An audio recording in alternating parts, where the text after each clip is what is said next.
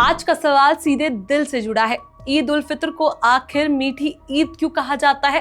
क्या ये सिर्फ सेवइयों की मिठास है या इसके पीछे छुपी है एक गहरी परंपरा, एक इतिहास और यहाँ तक कि एक वैज्ञानिक कारण भी? नमस्कार, मेरा नाम है चेष्टा नागर और आप देख रहे हैं द हिंदी टॉप। तो आइए सवाल को थोड़ा गहराई से समझते हैं। सबसे पहले जरा उस पूरे सफर को समझिए।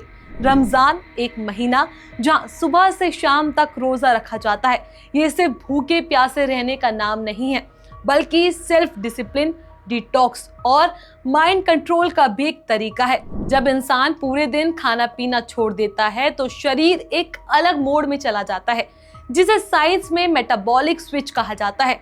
शरीर ग्लूकोज की जगह फैट को एनर्जी के लिए इस्तेमाल करने लगता है। अब जैसे ही ये 29 या 30 दिन खत्म होते हैं, शरीर को अचानक एनर्जी की जरूरत होती है और यहीं से मीठे खाने की परंपरा को एक वैज्ञानिक अधिकार भी मिलता है। मीठा यानी शुगर, जो शरीर को तुरंत ग्लूकोज देता है, जिससे एनर्जी तुरंत वापस आती है। और यही वजह है कि ईद के दिन सबसे पहले मीठा खाने की परंपरा बनी, खासकर खजूर, जो नेचुरल शुगर और फाइबर से भरपूर होता है। अब बात करते हैं इतिहास और शुरुआत की। ईद उल फितर की शुरुआत 7वीं सदी में अरब में हुई, जब पैगंबर मोहम्मद ने रमजान के बाद इस त्योहार को मनाने की परंपरा दी। उस समय भी ईद की नमाज से पहले खजूर खाने की परंपरा थी, जो आज भी निभाई जाती है। इसका मकसद था एक साफ संदेश देना, रोजा खत्म हो चुका है, अब जश्न का वक्त है। धीरे धीरे परंपरा अरब से निकलकर पारस, तुर्की, मध्य एशिया और फिर भारत तक पहुंची। हर क्षेत्र में इसकी अपनी संस्कृति जुड़ती है। भारत में सेवइयां, शीर कोरमा और खीर जैसे मीठे पकवान इसे त्योहार की पहचान बन गई।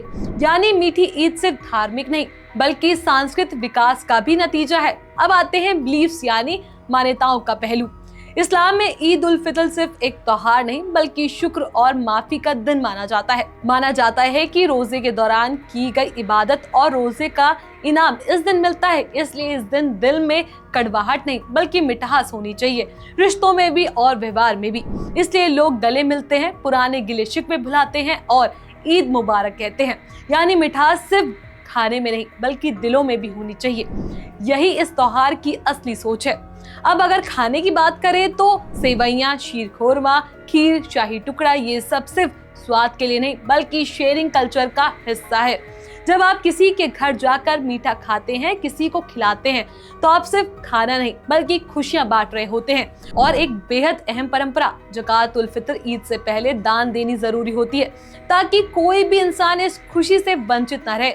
इसका मतलब साफ है, जब तक हर घर में मिठास ना पहुंचे, तब तक ईद पूरी नहीं होती। अब जरा सोचिए, एक त्योहार जो शरीर को संतुलित रखता है, एक परंपरा जो इतिहास से जुड़ी है और एक सोच जो इंसानियत को सबसे ऊपर रखती है।